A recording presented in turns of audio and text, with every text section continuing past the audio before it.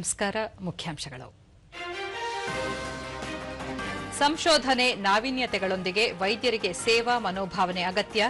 ಗುಣಮಟ್ಟದ ಆರೋಗ್ಯ ಸೇವೆಗೆ ಒತ್ತು. ಉಪರಾಷ್ಟ್ರಪತಿ ಸಿಪಿ ರಾಧಾಕೃಷ್ಣನ್.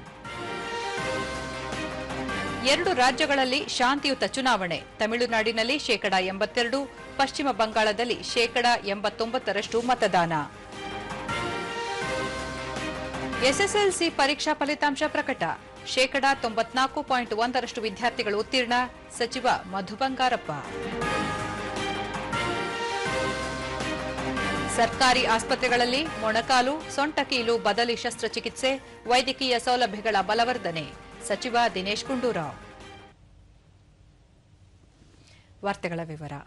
ಉಪರಾಷ್ಟ್ರಪತಿ ಸಿಪಿ ರಾಧಾಕೃಷ್ಣನ್ ಅವರು ಉತ್ತರಾಖಂಡದ ರಿಷಿಕೇಶದಲ್ಲಿರುವ ಅಖಿಲ ಭಾರತ ವೈದ್ಯಕೀಯ ವಿಜ್ಞಾನ ಸಂಸ್ಥೆ ಏಮ್ಸ್ನ 6ನೇ ಘಟಿಕೋತ್ಸವ ಸಮಾರಂಭದಲ್ಲಿಂದು ಪಾಲ್ಗೊಂಡಿದ್ದರು. ಕಳೆದ ದಶಕದಲ್ಲಿ ದೇಶಾದ್ಯಂತ ಅವಕಾಶ ವಂಚಿತ ಪ್ರದೇಶಗಳಲ್ಲಿ ಹೊಸ ಏಮ್ಸ್ಗಳ ಸ್ಥಾಪನೆಯಿಂದಾಗಿ ಗುಣಮಟ್ಟದ ಆರೋಗ್ಯ ರಕ್ಷಣೆ ಹಾಗೂ ವೈದ್ಯಕೀಯ ಶಿಕ್ಷಣ ಪ್ರವೇಶವನ್ನು ಬಲಪಡಿಸಿದಂತಾಗಿದೆ ಎಂದು ಉಪರಾಷ್ಟ್ರಪತಿಗಳು ಹೇಳಿದರು. ಆರೋಗ್ಯ ರಕ್ಷಣೆ ಸಾರ್ವಜನಿಕ ನಂಬಿಕೆಯಾಗಿದ್ದು, ವೈದ್ಯಕೀಯ ವೃತ್ತಿಪರರು ರಾಷ್ಟ್ರ ನಿರ್ಮಾಣದಲ್ಲಿ ಪ್ರಮುಖ ಪಾತ್ರ ನಿರ್ವಹಿಸುತ್ತಿದ್ದಾರೆ ಎಂದು ಶ್ಲಾಘಿಸಿದರು. ರೋಗ ತಡೆಗಟ್ಟುವಿಕೆ, ಆರೈಕೆ, ಗ್ರಾಮೀಣ ಸಂಪರ್ಕ, ಸಂಶೋಧನೆ ಹಾಗೂ ನಾವೀನ್ಯತೆಗಳ ಮೂಲಕ ಕೊಡುಗೆ ನೀಡಲು ಹಾಗೂ ಸಹಾನುಭೂತಿ, ಸಮಗ್ರತೆ, ಸೇವಾ ಮೌಲ್ಯಗಳಿಂದ ಮಾರ್ಗದರ್ಶನ ಪಡೆಯುವಂತೆ ಉಪರಾಷ್ಟ್ರಪತಿಗಳು ಕರೆ ನೀಡಿದರು. ರಾಜ್ಯಪಾಲ ನಿವೃತ್ತ ಲೆಫ್ಟಿನೆಂಟ್ ಜನರಲ್ ಗುರ್ಮಿತ್ ಸಿಂಗ್, ಮುಖ್ಯಮಂತ್ರಿ ಪುಷ್ಕರ್ ಸಿಂಗ್ ಧಾಮಿ, ಕೇಂದ್ರ ಆರೋಗ್ಯ ಮತ್ತು ಕುಟುಂಬ ಕಲ್ಯಾಣ ರಾಜ್ಯ ಸಚಿವೆ ಅನುಪ್ರಿಯಾ ಪಟೇಲ್, ಏಮ್ಸ್ ಅಧ್ಯಕ್ಷ ಪ್ರೊಫೆಸರ್ ರಾಜ್ ಬಹದ್ದೂರ್ ಮತ್ತಿತರ ಗಣ್ಯರು ಉಪಸ್ಥಿತರಿದ್ದರು.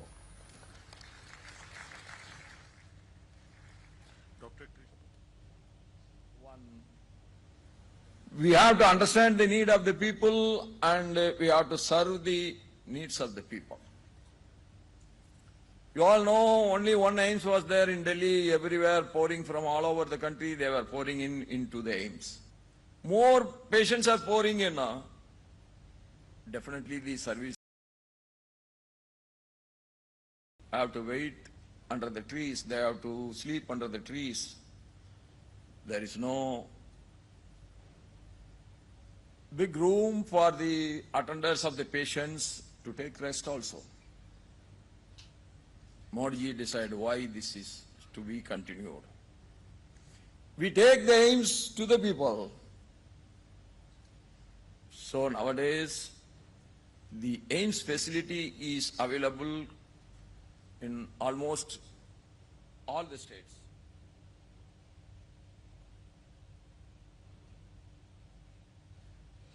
ಪಶ್ಚಿಮ ಬಂಗಾಳ ವಿಧಾನಸಭೆ ಚುನಾವಣೆ ಹಿನ್ನೆಲೆಯಲ್ಲಿ ಪ್ರಧಾನಿ ನರೇಂದ್ರ ಮೋದಿ ಹೌರಾದಲ್ಲಿಂದು ರೋಡ್ ಶೋ ನಡೆಸಿದರು.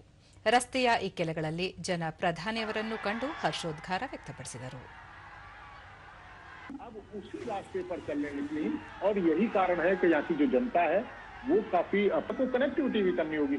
आप उत्तर पश्चिम बंगाल से आप कहीं भी बहुत दयनीय है तो लोग कहीं ना कहीं एक उम्मीद के तौर पर देख रहे हैं भारतीय जनता पार्टी को. ऐसा भारतीय जनता पार्टी का कहना है क्योंकि उन्होंने एक लंबे धार्मिक स्थल है बल्कि ये भारतीय. ಇದೇ ಸಂದರ್ಭದಲ್ಲಿ ಕೋಲ್ಕತ್ತಾದಲ್ಲಿರುವ ರಾಮಕೃಷ್ಣ ಮಠದ ಕೇಂದ್ರ ಕಚೇರಿಯಾಗಿರುವ ಬೇಲೂರು ಮಠಕ್ಕೆ ಭೇಟಿ ನೀಡಿದರು. ಈ ವೇಳೆ ಪ್ರಧಾನಿಯವರನ್ನು ಮಠದ ಅಧಿಕಾರಿಗಳು ಸ್ವಾಗತಿಸಿದರು. ನಂತರ ಪ್ರಧಾನಿ ನರೇಂದ್ರ ಮೋದಿ ಮಠದ ಹಿರಿಯ ಶ್ರೀಗಳನ್ನು ಭೇಟಿ ಮಾಡಿ ಆಶೀರ್ವಾದ ಪಡೆದುಕೊಂಡರು. आध्यात्मिक राष्ट्रवाद का उल्लेख कर चुके हैं. आपको याद होगा 12 जनवरी को जब राष्ट्रीय युवा दिवस मनाया जाता है, उस अवसर पर स्वामी विवेकानंद के जो कार्य हैं उनको दुनिया तक पहुंचाने का प्रयास भी प्रधानमंत्री नरेंद्र मोदी ने कई अवसरों पर किया है. के साथ उनकी शक्ति के रूप में भी उनका स्थान माना जाता है. बेलूर मठ से ये सीधी तस्वीरें देख रहे हैं. श्री रामकृष्ण मिशन के प्रमुख के साथ आध्यात्मिक और सांस्कृतिक चेतना से जुड़े अत्यंत व्यक्तिगत पल.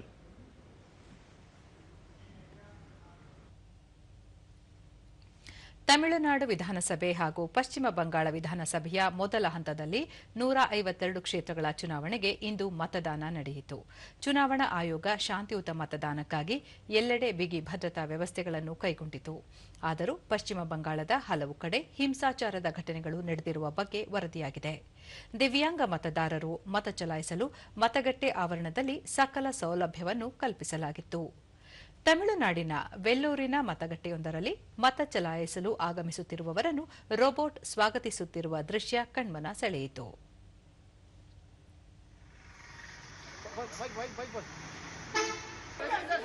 ಕೇಂದ್ರ ಸಚಿವರು, ಸಿನಿಮಾ ತಾರೆಯರು, ಕ್ರೀಡಾಪಟುಗಳು ಸೇರಿದಂತೆ ಹಲವು ಗಣ್ಯರು ಸರತಿ ಸಾಲಿನಲ್ಲಿ ನಿಂತು ಮತಗಟ್ಟೆಗಳಲ್ಲಿ ಹಕ್ಕು ಚಲಾಯಿಸುತ್ತಿರುವ ದೃಶ್ಯ ಕಂಡುಬಂದವು. ತಮಿಳುನಾಡಿನ 234 ಕ್ಷೇತ್ರಗಳಿಗೆ ಒಂದೇ ಹಂತದಲ್ಲಿ ಮತದಾನ ನಡೆಯಿತು. ಮತದಾರರು ಬೆಳಗಿನಿಂದಲೇ ಮತಗಟ್ಟೆಗಳಿಗೆ ತೆರಳಿ ಉತ್ಸಾಹದಿಂದ ತಮ್ಮ ಸಾಂವಿಧಾನಿಕ ಹಕ್ಕು ಚಲಾಯಿಸಿದರು. ಇತ್ತೀಚಿನ ವರದಿಯ ಪ್ರಕಾರ ತಮಿಳುನಾಡಿನಲ್ಲಿ ಸುಮಾರು 82.2% ಮತದಾನವಾಗಿರುವುದು ದಾಖಲೆಯಾಗಿದೆ ಎಂದು ಮೂಲಗಳು ತಿಳಿಸಿವೆ. अभिनेत्री श्रुति हासन के साथ अल्वरपेट स्कूल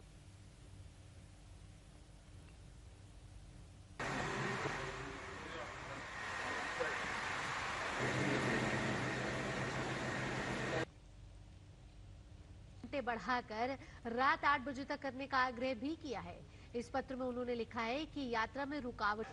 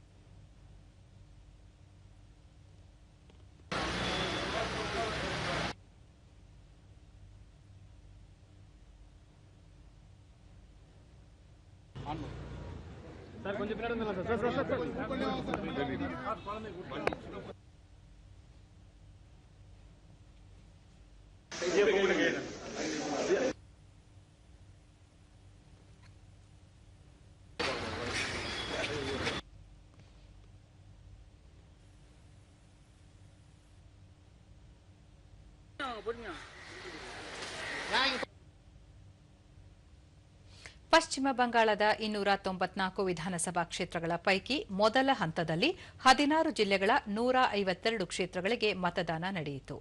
ಇದುವರೆಗೆ ಸುಮಾರು 89.9% ಮತದಾನವಾಗಿದೆ ಎಂದು ಚುನಾವಣಾ ಆಯೋಗದ ಮೂಲಗಳು ತಿಳಿಸಿವೆ.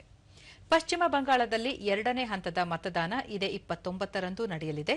ತಮಿಳುನಾಡು, ಕೇರಳ, ಪುದುಚೇರಿ, ಅಸ್ಸಾಂ ಹಾಗೂ ಪಶ್ಚಿಮ ಬಂಗಾಳ ವಿಧಾನಸಭೆಯ ಜೊತೆಗೆ ಕರ್ನಾಟಕದ 2 ಕ್ಷೇತ್ರ ಸೇರಿದಂತೆ ಹಲವು ರಾಜ್ಯಗಳ ವಿಧಾನಸಭೆಯ ಉಪಚುನಾವಣೆಯ ಮತ ಎಣಿಕೆ ಮೇ 4ರಂದು ಜರುಗಲಿದೆ.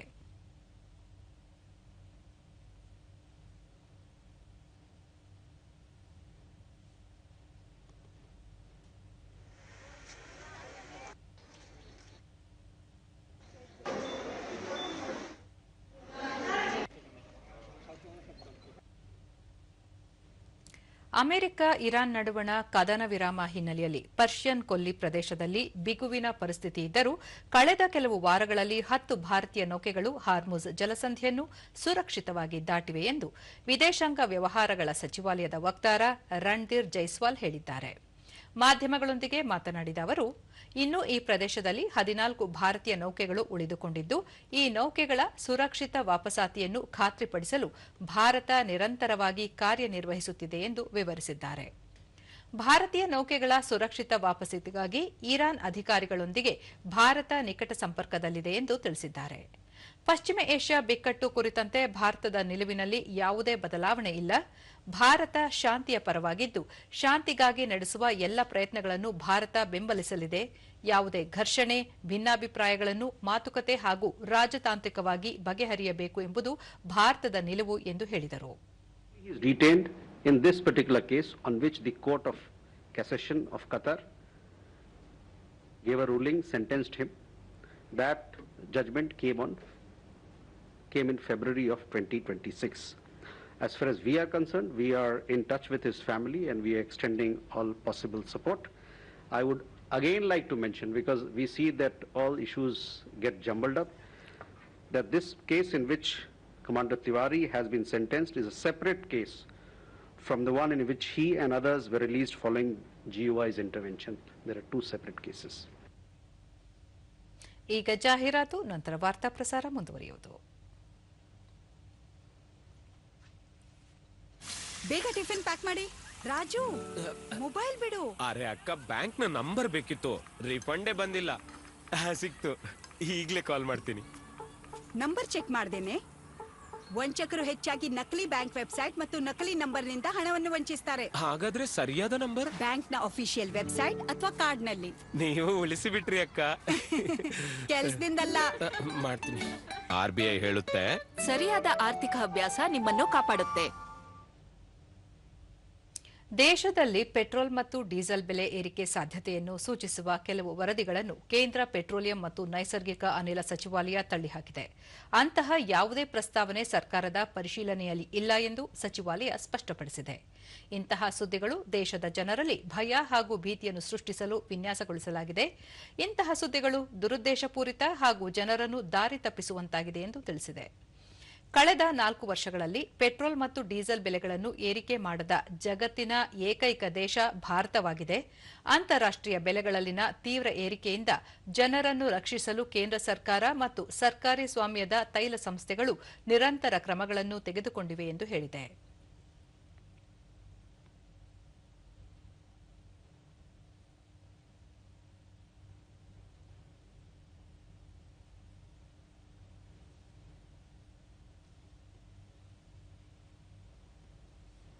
ಅಭಿವೃದ್ಧಿಯ ಆಧಾರದ ಮೇಲೆ ಚುನಾವಣೆ ಪ್ರಚಾರ ನಡೆಯುವ ಬದಲಾಗಿ ಉಚಿತ ಕೊಡುಗೆಗಳನ್ನು ಘೋಷಿಸುತ್ತಿರುವುದು ಆರೋಗ್ಯಕರ ಬೆಳವಣಿಗೆ ಅಲ್ಲ ಎಂದು ಕೇಂದ್ರ ಬೃಹತ್ ಕೈಗಾರಿಕೆ ಮತ್ತು ಉಕ್ಕು ಸಚಿವ ಎಚ್.ಡಿ. ಕುಮಾರಸ್ವಾಮಿ ಹೇಳಿದ್ದಾರೆ.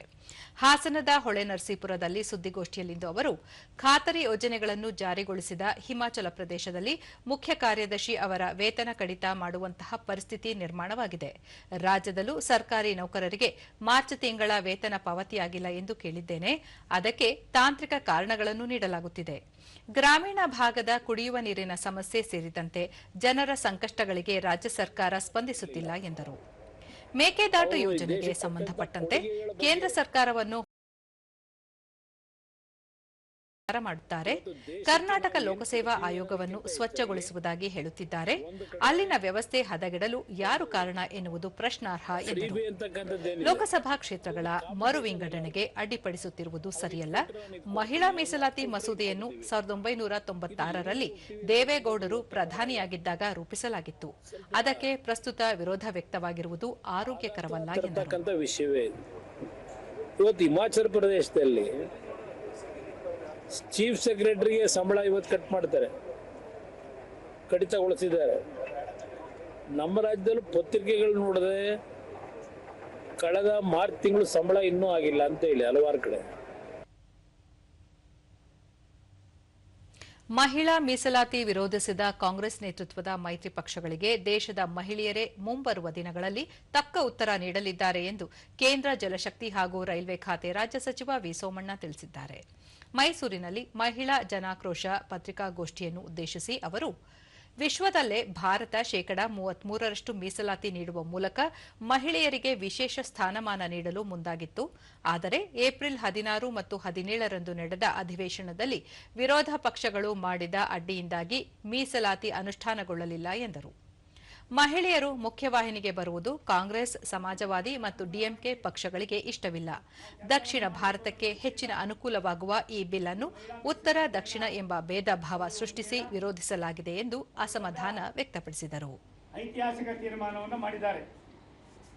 ಮಹಿಳೆಯರಿಗೆ ಹೆಚ್ಚಿನ ಸ್ಥಾನಮಾನವನ್ನು ಕೊಡುವುದರಿಂದ ಆಗುವ ಅನಾಹುತವನ್ನ ಎಲ್ಲ ಒಂದು ಕಡೆ ತಮ್ಮದೇ ಆದಂತಹ ದೃಷ್ಟಿಕೋನದಲ್ಲಿ ಚಿಂತನೆಯನ್ನು ಮಾಡಿ ಮಹಿಳೆಯರು ಯಾವತ್ತೂ ಕೂಡ ಮುಖ್ಯವಾಹಿನಿಗೆ ಬರಬಾರದು ಅನ್ನುವ ಒಂದು ಕೆಟ್ಟ ಚಾಳಿಯನ್ನು ಉಳ್ಳಂತ ಕಾಂಗ್ರೆಸ್ನವರು ಮತ್ತು ಸಮಾಜವಾದಿ ಪಕ್ಷ, ಟಿಎಂಸಿ, ಡಿಎಂಕೆ ಅವರು, ಇನ್ನಿತರೆ ಪಕ್ಷದವರು ಕೂಡ ಇದಕ್ಕೆ ಕೈ ಜೋಡಿಸಿ ಮಾಡಿರ್ತಕ್ಕಂಥ ಪಾಪದ ಕೆಲಸಕ್ಕೆ ಇದರ ಪ್ರಾಯಶ್ಚಿತ್ತವನ್ನ ಯಾವ ರೀತಿ ಮಾಡಬೇಕು ಅನ್ನೋದಕ್ಕೋಸ್ಕರವಾಗಿ ನಾವು ಇವತ್ತು ಮಾಧ್ಯಮದ ಮುಖೇನ ಈ ರಾಷ್ಟ್ರದ ಮಹಿಳಾ ನನ್ನ ಸಹೋದರಿಯರಿಗೆ, ನನ್ನ ತಾಯಿಯಂದಿರಿಗೆ, ನನ್ನ ಅಕ್ಕ ತಂಗಿಯರಿಗೆ ತಿಳಿಸ್ತಕ್ಕಂಥ ಕೆಲಸವನ್ನು ಮಾಡ್ತಾ ಇದ್ದೀವಿ.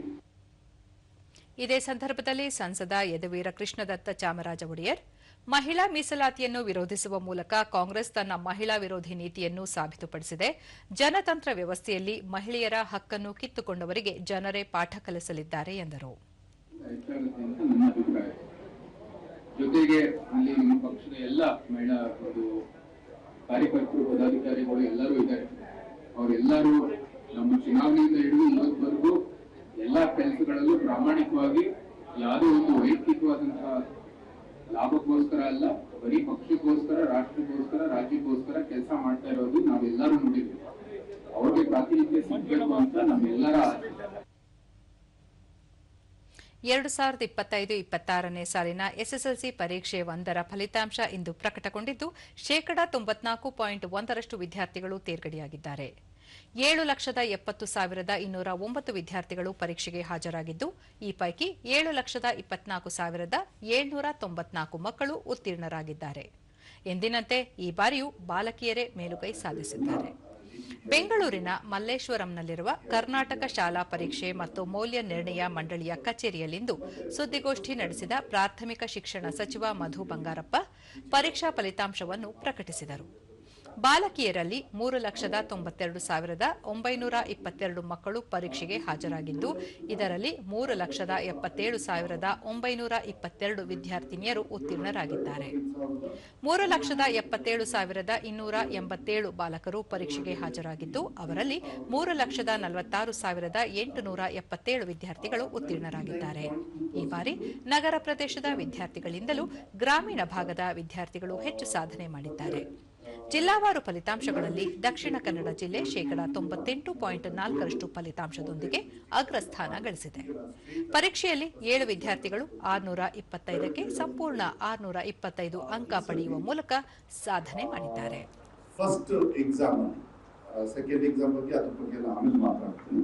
ಫಸ್ಟ್ ಎಕ್ಸಾಮ್ ಅಲ್ಲಿ ರಾಜ್ಯಮಟ್ಟದಲ್ಲಿ 7,70,209 ಮಕ್ಕಳಲ್ಲಿ 7,24,794 ಮಕ್ಕಳು ಪಾಸ್ ಆಗಿದ್ದಾರೆ. ಅತಿ ಎರಡು 7,70,209 ಪಾಸ್ ಟು 7,24,794 ಈ ಸತಿ ಪರ್ಸೆಂಟೇಜ್ ಅಚೀವ್ ಮಾಡಿರೋದು 94.1%. ಸೊ ಈ ಸತಿ 2% ಜಾಸ್ತಿ ಆಗಿದೆ. ಅಂದ್ರೆ 2% ಅಂದ್ರೆ ಹೋದ ಸತಿ 97% ಇತ್ತು. ಈ ಸತಿ ಎಕ್ಸಾಮಿನೇಷನ್ ತಗೊಂಡಿರೋದು ಶ್ರೀನಿವಾಸ್ ಅವರೇ 90.2 ಅಂದ್ರೆ ಮಕ್ಕಳನ್ನ ಕರ್ಕೊಂಡು ಬಂದಿದ್ದೀವಿ. ರಾಜ್ಯದ ಒಟ್ಟು 40 ಸರ್ಕಾರಿ ವೈದ್ಯಕೀಯ ಸಂಸ್ಥೆಗಳಲ್ಲಿ ಮೊಣಕಾಲು, ಟಿಕೆಆರ್, ಸೊಂಟದ ಟಿಎಚ್ಆರ್ ಕೀಲು ಬದಲಿ ಶಸ್ತ್ರಚಿಕಿತ್ಸಾ ಸೌಲಭ್ಯಗಳನ್ನು ಬಲವರ್ಧನೆಗೊಳಿಸಲಾಗಿದೆ ಎಂದು ಆರೋಗ್ಯ ಮತ್ತು ಕುಟುಂಬ ಕಲ್ಯಾಣ ಸಚಿವ ದಿನೇಶ್ ಗುಂಡೂರಾವ್ ತಿಳಿಸಿದರು. ಸುದ್ದಿಗೋಷ್ಠಿಯಲ್ಲಿ ಅವರು 2023-24ರ ಹಣಕಾಸು ವರ್ಷದ ದತ್ತಾಂಶದ ಪ್ರಕಾರ 1,709 ಟಿಕೆಆರ್ ಮತ್ತು ಟಿಎಚ್ಆರ್ ಶಸ್ತ್ರಚಿಕಿತ್ಸೆಗಳಲ್ಲಿ 35% ಮಾತ್ರ ಸರ್ಕಾರಿ ಆಸ್ಪತ್ರೆಗಳಲ್ಲಿ ನಡೆದಿವೆ. 1,108ಕ್ಕೂ ಹೆಚ್ಚು ಶಸ್ತ್ರಚಿಕಿತ್ಸೆಗಳು ಖಾಸಗಿ ಆಸ್ಪತ್ರೆಗಳನ್ನು ಅವಲಂಬಿಸಿವೆ. ಇದು ರೋಗಿಗಳ ಮೇಲಿನ ಆರ್ಥಿಕ ಹೊರೆಯನ್ನು ಹೆಚ್ಚಿಸಿದೆ. ಈ ನಿಟ್ಟಿನಲ್ಲಿ ಸರ್ಕಾರ ಕ್ರಮ ಕೈಗೊಂಡಿದ್ದು 13 ಜಿಲ್ಲಾಸ್ಪತ್ರೆಗಳು, 1 ಸರ್ಕಾರಿ ಸ್ವಾಯತ್ತ ಆಸ್ಪತ್ರೆ, 17 ಸರ್ಕಾರಿ ವೈದ್ಯಕೀಯ ಕಾಲೇಜು ಆಸ್ಪತ್ರೆ, 9 ತಾಲೂಕು ಆಸ್ಪತ್ರೆಗಳು ಹಾಗೂ ಬೆಂಗಳೂರಿನ 6 ಸಂಸ್ಥೆಗಳು, ದಕ್ಷಿಣ ಕನ್ನಡದ 4 ಕಡೆ ಶಸ್ತ್ರಚಿಕಿತ್ಸೆಗೆ ಅವಕಾಶ ಕಲ್ಪಿಸಲಾಗಿದೆ. ಇದರಿಂದ 2023-24ರಲ್ಲಿ 633ರಷ್ಟಿದ್ದ ಶಸ್ತ್ರಚಿಕಿತ್ಸೆಗಳು 2025-26ಕ್ಕೆ 1,119ಕ್ಕೆ ಹೆಚ್ಚಾಗಿದೆ ಎಂದು ವಿವರಿಸಿದರು.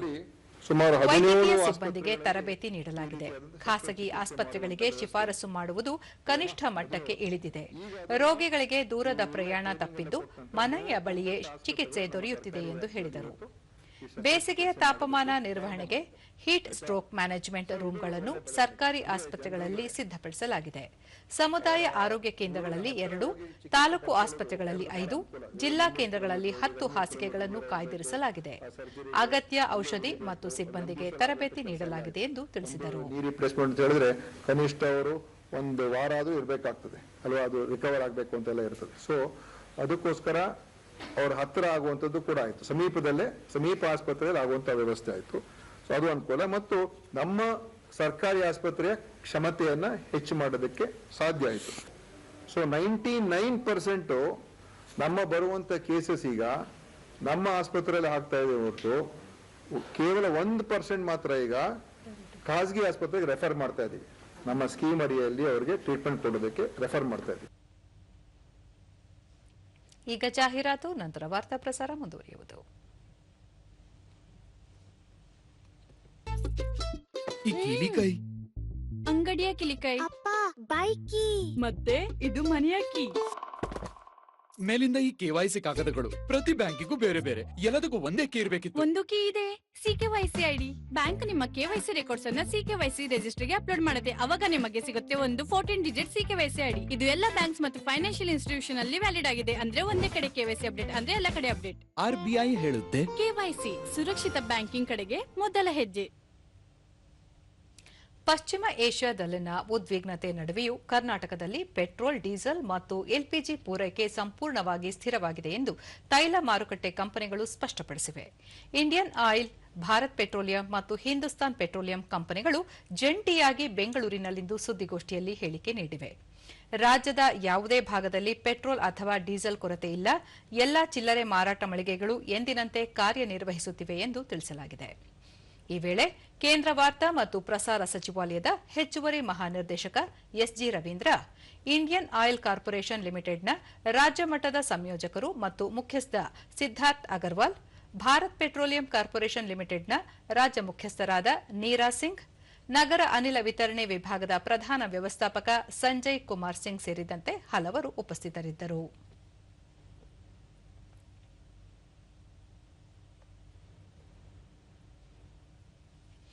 SG ರವೀಂದ್ರ, ನಗರ ಪ್ರದೇಶಗಳಲ್ಲಿ ಪೈಪ್ ಮೂಲಕ ಅನಿಲ ವಿತರಣಾ ವ್ಯವಸ್ಥೆಯು ಸುಗಮವಾಗಿ ಸಾಗುತ್ತಿದೆ ಮತ್ತು ಭವಿಷ್ಯದ ಬೇಡಿಕೆಯನ್ನು ಪೂರೈಸಲು ಸನ್ನದ್ಧವಾಗಿದೆ. ಈ ಬಗ್ಗೆ ಸಾರ್ವಜನಿಕರಿಗೆ ಹೆಚ್ಚಿನ ಅರಿವಿನ ಅಗತ್ಯ ಇದೆ ಎಂದು ಹೇಳಿದರು. LPG ಇಂದ PNG ಶಿಫ್ಟ್ ಆದ್ರೆ ಆ ಗ್ಯಾಸ್ ಪದೇ ಪದೇ ಸಿಲಿಂಡರ್ ಮುಗ್ದಾಗ ಇನ್ನೊಂದು ಬುಕ್ ಮಾಡೋದು, DAC ನಂಬರ್ ಕೊಡೋದು, ಅದು ಮುಕ್ತಾಯ ಆಗ್ತದೆ. ನೇರವಾಗಿ ಪೈಪ್ ಮುಖಾಂತರ ನಿಮ್ಮ ಮನೆಗೆ ಕಂಟಿನ್ಯೂಸ್ ಆಗಿ ಗ್ಯಾಸ್ ಸಪ್ಲೈ ಆಗ್ತದೆ. ಕುಕ್ಕಿಂಗ್ ಬೇರೆ ಎಲ್ಲ ವ್ಯವಸ್ಥೆಗೆ ಬೇಕಾಗ್ತದೆ. ಅದಕ್ಕೆ ಹೇಳೋದು LPG ಇಂದ PNG ಶಿಫ್ಟ್ ಆಗಿ. ಸಿದ್ಧಾರ್ಥ್ ಅಗರ್ವಾಲ್, ಕಳೆದ ತಿಂಗಳು ಸಾರ್ವಜನಿಕರು ಆತಂಕದಿಂದ ಅಡುಗೆ ಅನಿಲ ಸಿಲಿಂಡರ್ಗಳ ಈಗ ಪರಿಸ್ಥಿತಿ ಸುಧಾರಿಸಿದೆ. ದಿನಕ್ಕೆ 3 ಲಕ್ಷ ಸಿಲಿಂಡರ್ಗಳು ಬುಕಿಂಗ್ ಆಗುತ್ತಿವೆ. ವಿತರಣಾ ಸಮಯವು ಶೀಘ್ರದಲ್ಲೇ ಸಹಜ ಸ್ಥಿತಿಗೆ ಬರಲಿದೆ. ರಾಜ್ಯದಲ್ಲಿ 15 ಸಂಸ್ಕರಣಾಗಾರ, 10 ಟರ್ಮಿನಲ್ಗಳು ಮತ್ತು 10 ಬಲ್ಕ್ ಡಿಪೋಗಳಿವೆ. ಪೂರೈಕೆ ಸರಪಳಿಯಲ್ಲಿ ಯಾವುದೇ ಅಡೆತಡೆಗಳಿಲ್ಲ ಎಂದು ಮಾಹಿತಿ ನೀಡಿದರು. इंडियन ऑयल, भारत पेट्रोलियम या HPCL के अंडर में वो नहीं आते हैं. The panic has reduced. Now the even bookings have come to normal. Everyday booking we are witnesses in less than 3 lakhs. And the last few days my supplies is 3.06 lakh cylinders per day. And even for the ND&E sector, which is we call commercial cylinders, all priority sectors from the day one, the government priorities has been there. Essential services should not suffer. Sanjay Kumar Singh, ಮನೆ ಮನೆಗೆ pipe ಮೂಲಕ ನೈಸರ್ಗಿಕ ಅನಿಲ ತಲುಪಿಸುವ ಜಾಲವನ್ನು ವಿಸ್ತರಿಸಲಾಗುತ್ತಿದ್ದು, ಇದು LPG ಸಿಲಿಂಡರ್ಗಳ ಮೇಲಿನ ಒತ್ತಡವನ್ನು ಕಡಿಮೆ ಮಾಡಲಿದೆ. ಗ್ರಾಹಕರಿಗೆ ನಿರಂತರವಾಗಿ ಮತ್ತು ಸುರಕ್ಷಿತವಾಗಿ ಅನಿಲ ಪೂರೈಸಲು ತೈಲ ಕಂಪನಿಗಳು ಬದ್ಧವಾಗಿವೆ. ಯಾವುದೇ ರೀತಿಯ ಕೊರತೆಯ ಭೀತಿ ಬೇಡ ಎಂದು ಭರವಸೆ ನೀಡಿದರು. Bill will come as you use, bill will be there actually. So that is the first advantage.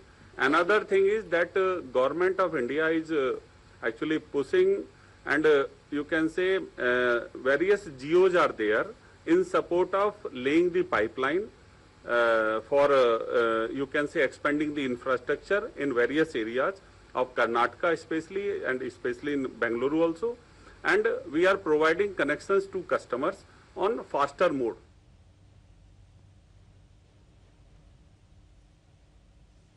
ಪ್ರಧಾನಿ ನರೇಂದ್ರ ಮೋದಿ ಅವರಿಗೆ ಅವಹೇಳನಕಾರಿ ಪದ ಬಳಕೆ ಮಾಡಿದ ಎಐಸಿಸಿ ಅಧ್ಯಕ್ಷ ಮಲ್ಲಿಕಾರ್ಜುನ ಖರ್ಗೆ ವಿರುದ್ಧ ವಿಧಾನಸೌಧದ ಆವರಣದಲ್ಲಿರುವ ಮಹಾತ್ಮ ಗಾಂಧಿ ಪ್ರತಿಮೆಯ ಎದುರು ಬಿಜೆಪಿ ವತಿಯಿಂದ ಪ್ರತಿಭಟನೆ ನಡೆಸಲಾಯಿತು. ಕೇಂದ್ರ ಸಚಿವೆ ಶೋಭಾ ಕರಂದ್ಲಾಜೆ, ಪಕ್ಷದ ರಾಜ್ಯಾಧ್ಯಕ್ಷ ಬಿವೈ ವಿಜಯೇಂದ್ರ, ವಿಧಾನಸಭೆ ವಿರೋಧ ಪಕ್ಷದ ನಾಯಕ ಆರ್ ಅಶೋಕ, ವಿಧಾನ ಪರಿಷತ್ ವಿರೋಧ ಪಕ್ಷದ ನಾಯಕ ಛಲವಾದಿ ನಾರಾಯಣಸ್ವಾಮಿ, ಸಂಸದ ಗೋವಿಂದ ಕಾರಜೋಳ, ಶಾಸಕರಾದ ಮುನಿರತ್ನ, ಮುನಿರಾಜು, ವಿಧಾನ ಪರಿಷತ್ ಸದಸ್ಯರಾದ ಎನ್ ರವಿಕುಮಾರ್, ಭಾರತಿ ಶೆಟ್ಟಿ ಮತ್ತಿತರರು ಭಾಗವಹಿಸಿದ್ದರು. ಗಾಂಧಿ ಪ್ರತಿಮೆಯಿಂದ ವಿಧಾನಸೌಧ ಆವರಣದಲ್ಲಿಯೇ ಇರುವ ಕೆಂಗಲ್ ಹನುಮಂತಯ್ಯ ಪ್ರತಿಮೆವರೆಗೆ ಪ್ರತಿಭಟನಾ ಮೆರವಣಿಗೆ ನಡೆಸಲಾಯಿತು. ಎಐಸಿಸಿ ಅಧ್ಯಕ್ಷರು ತಮ್ಮ ಹೇಳಿಕೆಗಾಗಿ ಕ್ಷಮೆಯಾಚಿಸಬೇಕು ಎಂದು ಆಗ್ರಹಿಸಲಾಯಿತು.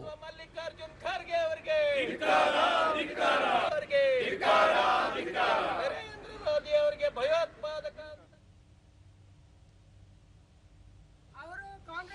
ಕೇಂದ್ರ ಸಚಿವೆ ಶೋಭಾ ಕರಂದ್ಲಾಜೆ ಲೋಕಸಭೆಯ ವಿರೋಧ ಪಕ್ಷದ ನಾಯಕರು ವಿದೇಶದಲ್ಲಿ ದೇಶ ವಿರೋಧಿ ಹೇಳಿಕೆ ನೀಡುತ್ತಾರೆ. ಇಲ್ಲಿ ಖರ್ಗೆ ಅವರು ಪ್ರಧಾನಿಯವರ ವಿರುದ್ಧ ಆಕ್ಷೇಪಾರ್ಹ ಮಾತುಗಳನ್ನಾಡುತ್ತಾರೆ. ಈ ಇಬ್ಬರ ನಡವಳಿಕೆಗಳು ಸ್ವೀಕಾರಾರ್ಹವಲ್ಲ ಎಂದು ಹೇಳಿದರು. ಅದೇ ಒಂದು ಕೆಲಸವನ್ನ ಇವತ್ತು ಕುಮ್ಮಕ್ಕು ಕೊಡುವಂತ ಕೆಲಸವನ್ನ ರಾಹುಲ್ ಗಾಂಧಿ ಅವರು ಮತ್ತು ಮಲ್ಲಿಕಾರ್ಜುನ ಖರ್ಗೆ ಅವರು ದೇಶದಲ್ಲಿ ಮತ್ತು ವಿದೇಶದಲ್ಲಿ ಮಾಡ್ತಾ ಇದ್ದಾರೆ. ಬಿವೈ ವಿಜಯೇಂದ್ರ ವಿಶ್ವದ 25ಕ್ಕೂ ಹೆಚ್ಚು ರಾಷ್ಟ್ರಗಳು ಪ್ರಧಾನಿ ನರೇಂದ್ರ ಮೋದಿ ಅವರಿಗೆ ತಮ್ಮ ದೇಶದ ಅತ್ಯುನ್ನತ ನಾಗರಿಕ ಗೌರವ ಪ್ರಶಸ್ತಿ ನೀಡಿ ಗೌರವಿಸಿದೆ.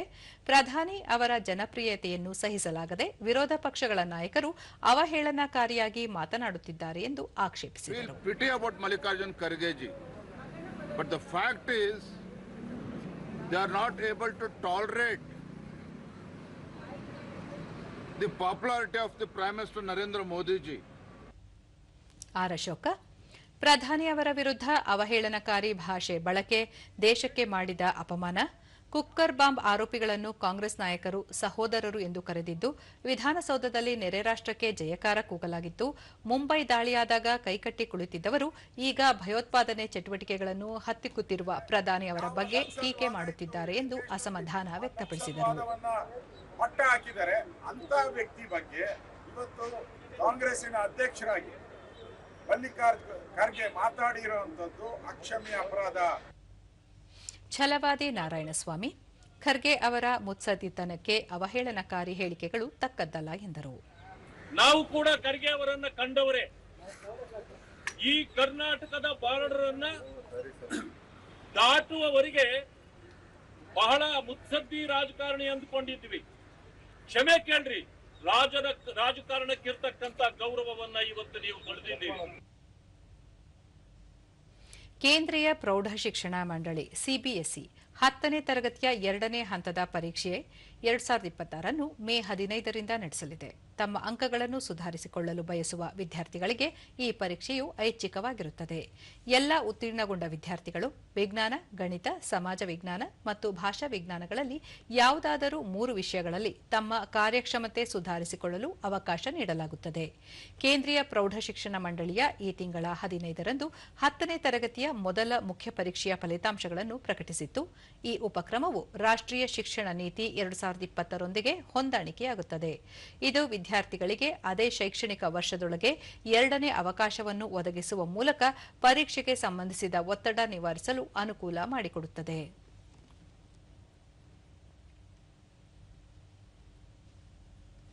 ಈಗ ಹವಾವರ್ತಮಾನ. ರಾಜ್ಯದ ಒಳನಾಡಿನ ಒಂದೆರಡು ಕಡೆ ಮಳೆಯಾಗಿದೆ. ಕರಾವಳಿಯಲ್ಲಿ ಒಣಹವೆ ಮುಂದುವರಿಕೆ.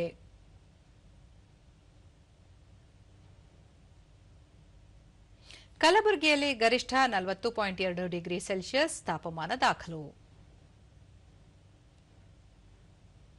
ಮುನ್ಸೂಚನೆಯಂತೆ ರಾಜ್ಯಾದ್ಯಂತ ಮುಂದಿನ 7 ದಿನಗಳ ಕಾಲ ಹಗುರ ಗುಡುಗು ಸಹಿತ ಮಳೆ ಸಾಧ್ಯತೆ.